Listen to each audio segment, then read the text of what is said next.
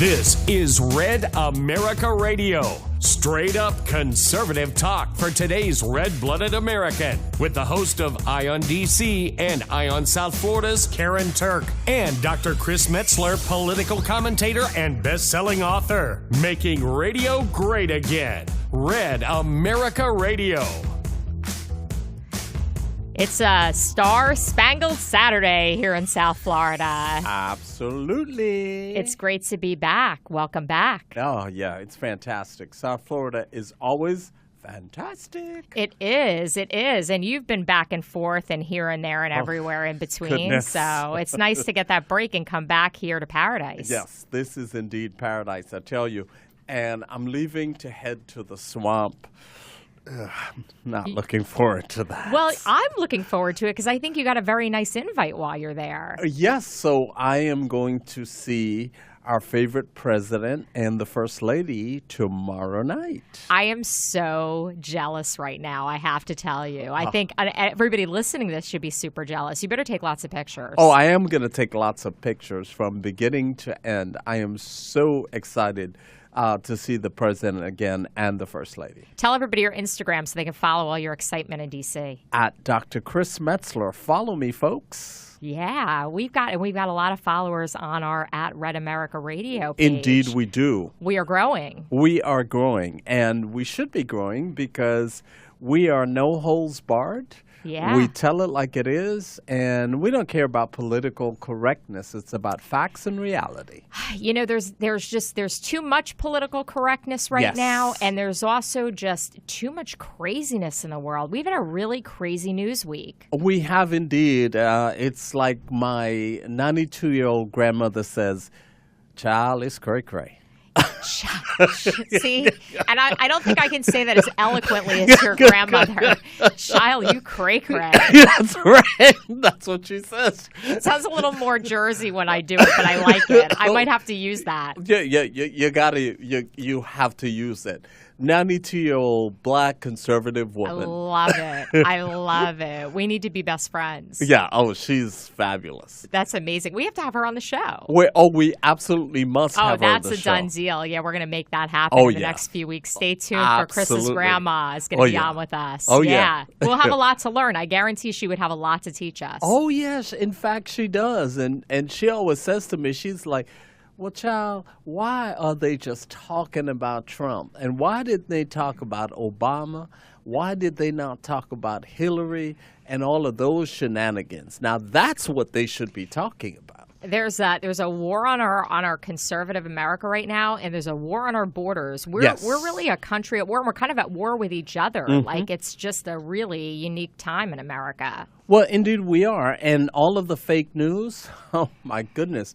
So this interesting conversation with McCabe coming out and talking about invoking all of this scandal against Trump and all of those kinds of things. Folks, McCabe is a liar. We understand that. But here's the thing. He proves exactly what we've been saying. The deep state is real, folks. That's what he proved. And I think it's important for us to look at it from that view as well. For sure. And then you've got these Hollywood celebrities, these elite Hollywood celebrities who, need to get more and more attention and will do anything, even a politically motivated move. Look at what happened with Jussie. I mean, it's just so it plays on all of the narratives on the left side right now, all of them. And what he did is just so egregious and so unbelievable that that's something that anyone would even fathom doing. And now they're saying he's responsible for this letter? Well, and here's the thing. So from the very beginning, what I said about that is, really? So let me get this straight. Chicago, freezing weather, 3 o'clock in the morning. You live in this neighborhood that is extremely upscale. You're going to Subway. And some MAGA guys are out there. Just randomly waiting. Right. And first of all, I don't watch Empire, MAGA people don't watch Empire. MAGA people didn't know who you are. I have to say that I've actually been guilty of watching the show. So I'm going to admit that today. So there's one MAGA person potentially who might have watched that show. I'm so disappointed. I'm just so disappointed that somebody would perpetuate a racially motivated attack, and just to one-up it with this whole political agenda and this kind of war on conservatives, which is a huge problem. Well, and that's the thing. But you look at that, but then you also look at the Native American issue and how with the kids, the Native American, the MAGA hat, it's a symbol of hate. You look at how the media played that. Mm-hmm. Then you look at kind of what happened in his case, where the media is like, this is a hate crime. Kamala Harris, Cory Booker, Nancy Pelosi deleted her tweet. Of course she did. In support of Jesse. So you look at all of that stuff, and you're like, he's like, the interview with Robin Roberts, he's like, yeah, well, I think this happened because I've gone really hard on 45. Like, dude, who cares? Who cares? And that becomes the issue. And so as a result of that, now we're in this whole thing. And by the way, this is not the first time that he has lied to the police. In fact, he was on probation. He had a DUI before and gave the police his brother's ID. So there's a pattern there. And then for me, the other question is, Lee Daniels, the producer of Empire, what's his role in all of this? Ooh. And then the whole question of, he turned over the phone records. Yeah, not from the phone company. He turned over a PDF that was highly redacted. What are you trying to hide, dude? That's the issue. I don't know. The whole thing is super sketchy. There's a lot of things right now that are super sketchy. But cray-cray. That's how it's cray-cray. Child, it be cray-cray. Child, it be cray-cray up in here. You know what else is cray-cray? I think it's totally cray-cray that we don't have a wall built and that we have all of these things going on trying to, block border security. What is happening? Why do we not have a wall at this point? Well, and that's the thing. And so I'm waiting for all of these people who are suing and continuously saying the president under the regulation does not have the authority to declare a national emergency. Okay, let's go back to the travel ban case because they're very clear. Mm-hmm. And let's also look at the fact that if you read, folks, which liberals don't tend to do, if you read the statute, nowhere in the statute does it define what a national emergency is. It is up to the president to make that decision. If you don't like it, too bad.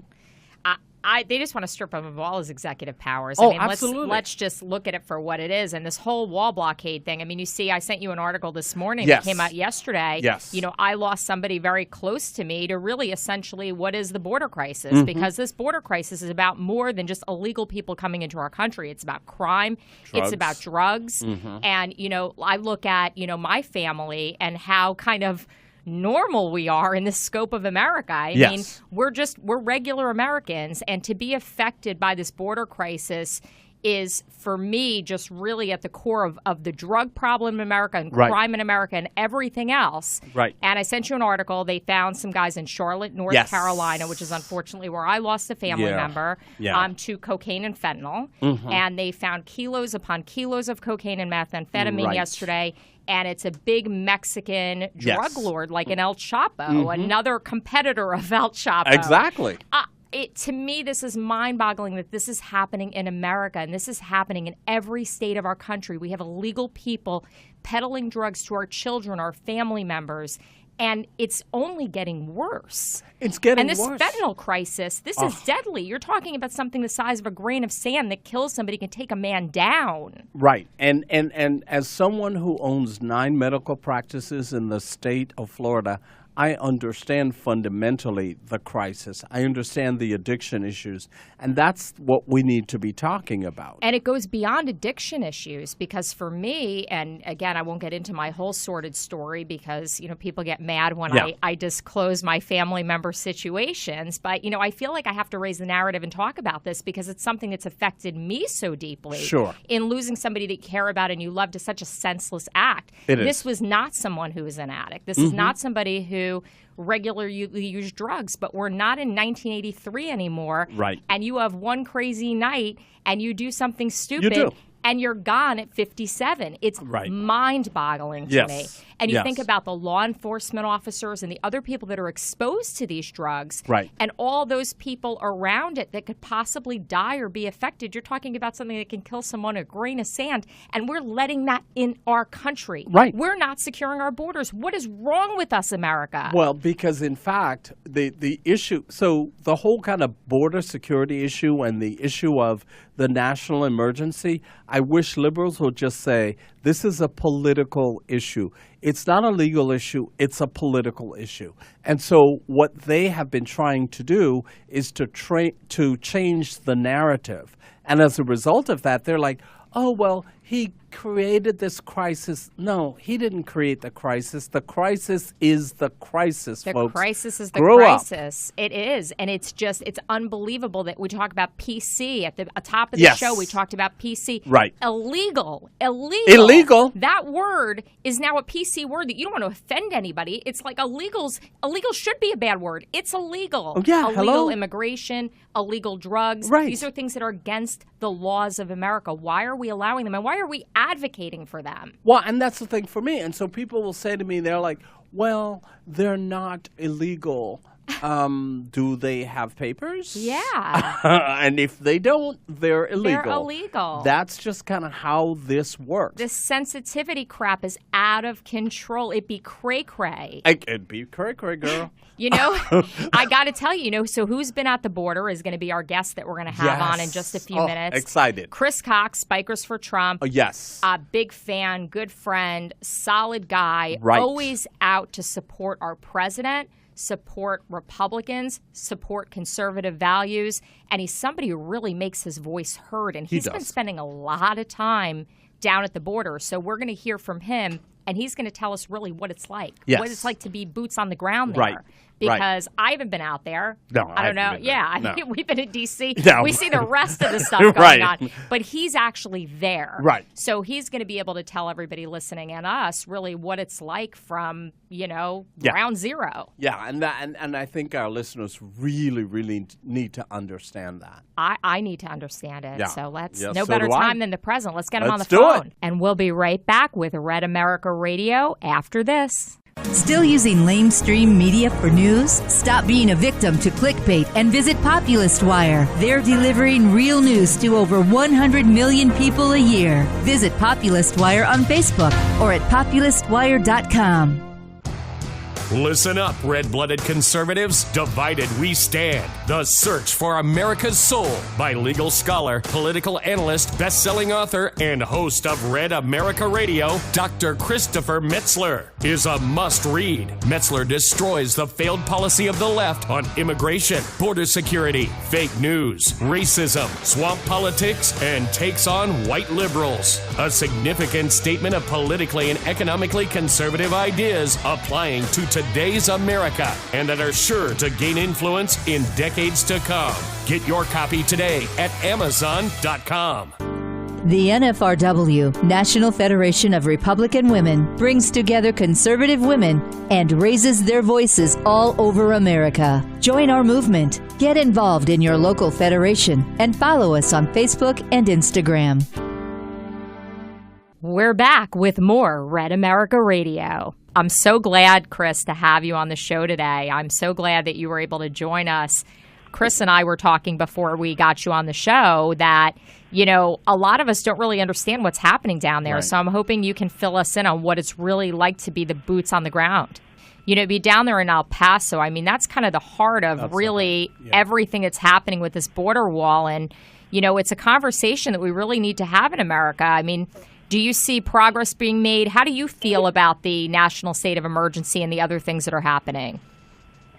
Well, I'm certainly all for it. I've seen firsthand after going to El Paso and other parts of the border wall, and it's pretty obvious how bad it is there. And there's certainly a need for some stronger border security, and definitely a wall. You know, these guys are coming across that border every evening. They've got what they call the coyotes, and they're bringing over the drugs at night.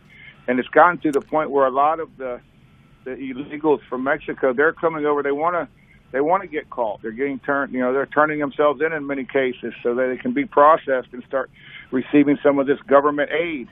And it's just really bogging us down financially, and something certainly needs to be done.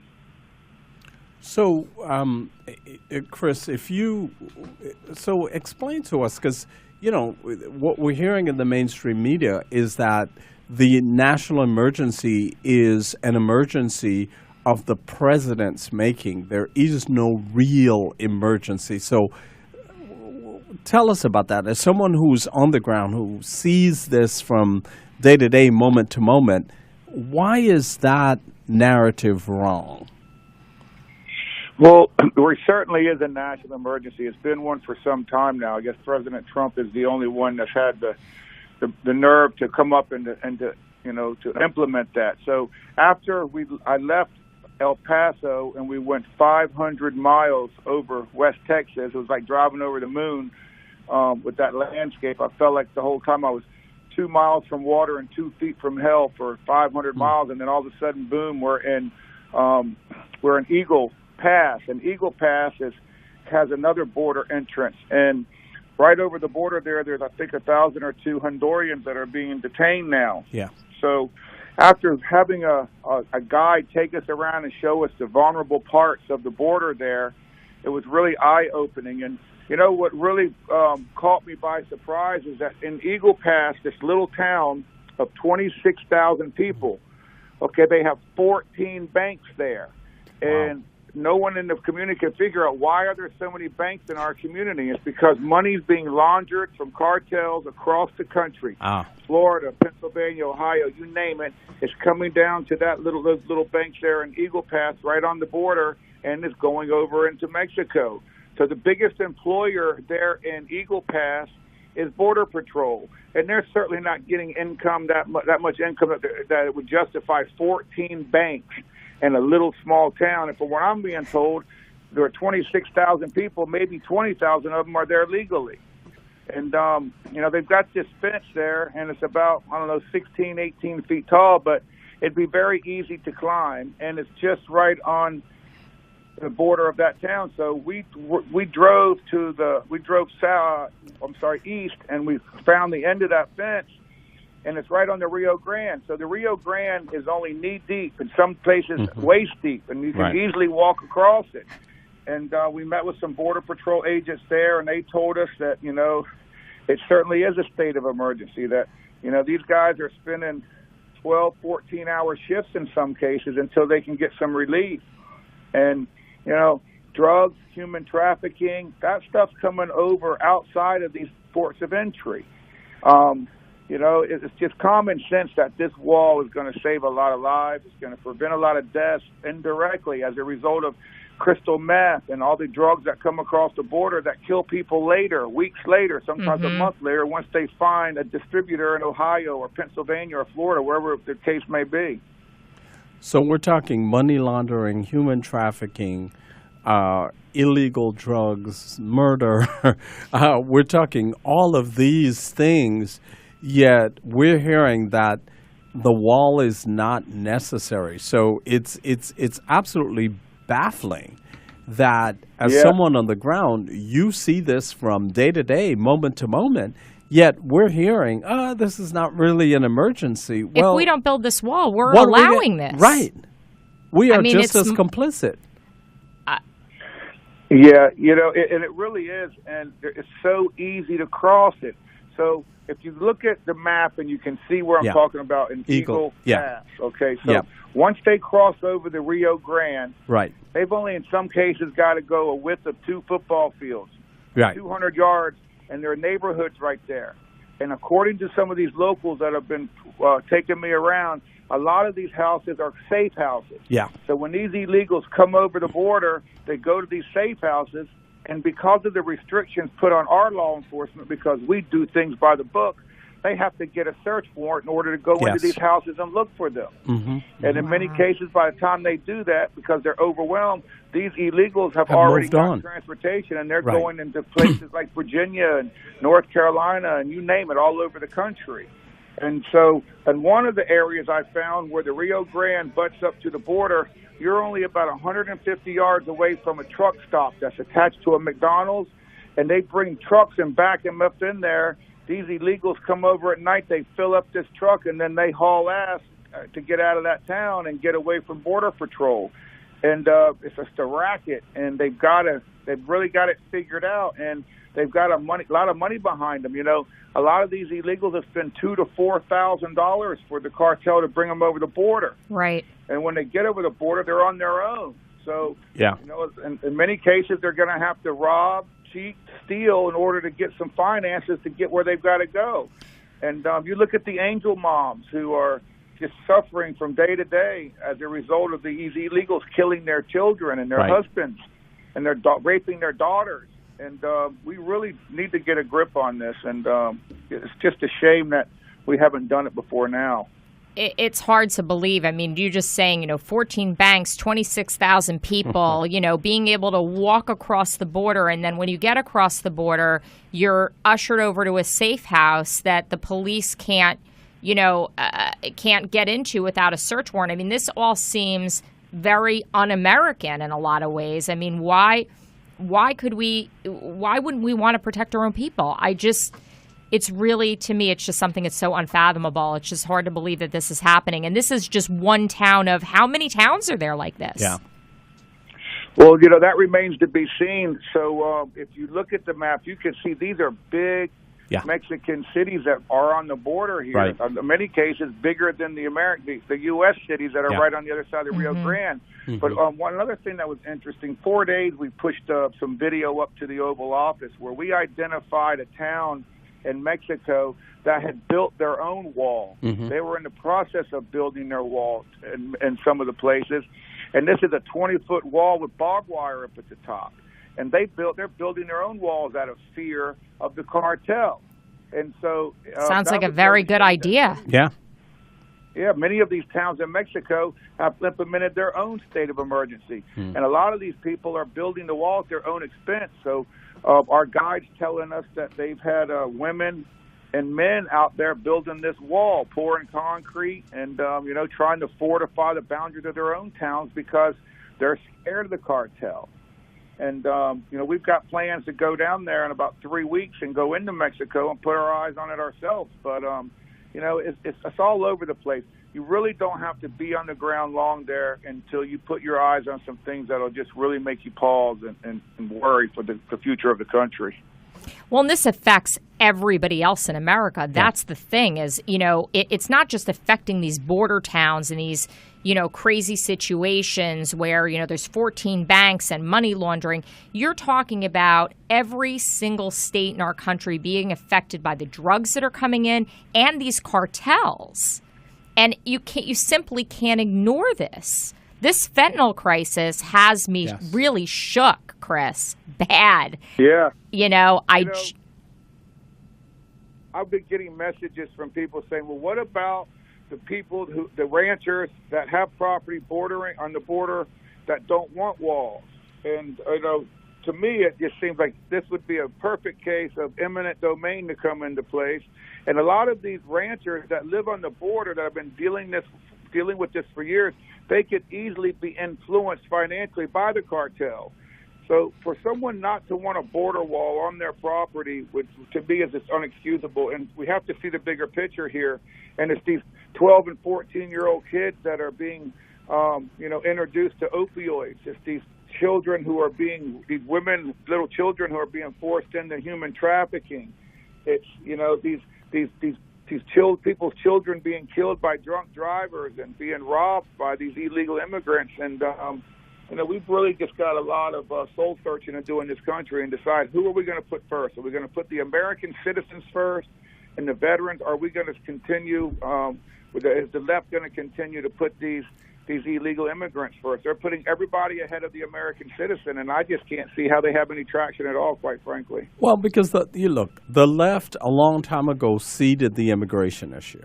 I mean, that and so for them to come out to me and say, "Oh, we're for border security," and you're not for border security. You're for getting votes, and so you figure you get the illegals into the country. The illegals are in the country, and they vote for you. Look, at the end of the day, that's what this is about. It's not about the security of America. It's not about any of that kind of stuff. It's for the left to win domination over the American political system. Let's be real about this. So this conversation to me about how we're for border security. No, you're not for border security. It's so backwards. Stop. It's just stop. Exactly. Just stop. Because it doesn't match up. It's the biggest hypocrisy I've ever seen. Yeah. To actually say, no, we don't need to keep our country safe. Let's let the illegals in. Let's let them in. What's the agenda there? It has to be for votes. There's no other agenda. Logical agenda there. There's nothing. And I think, what's crazy is, I don't know what the last poll was, but I want to say it's somewhere around 76% of people that were polled that say that they want a border wall. Yeah. How is there even a conversation that this is unnecessary at this point? Well, according to Nancy Pelosi, the walls are immoral unless they're around her house. Yeah, well, and we know where Laura Loomer went with that. That's right. Yeah, and then to Gavin's house too. Yes. Yeah, Chris, thank you for everything, your leadership and what you're doing to make things happen. Chris Cox, Bikers for Trump, a pleasure to have you catch up with us. We'll catch up with you in a couple weeks when you're back from the border wall again, and thank you for everything that you're doing for all of us. Take care, Chris. And back at you. Thank you for getting the voice out there to the people that need to hear the truth, and that can, we've got to find more people like you that can reach out and that can share the message that the mainstream media is not sharing with them. They're obviously slanted and tilted. To me, the left will mitigate this political landscape through innuendo, allegation, and circumstance. Their facts switch depending on what they're talking about, and we've just really got to get the message out here to the people. So thank you. And we'll see you next Saturday. Red America Radio. Straight up conservative talk For red-blooded America.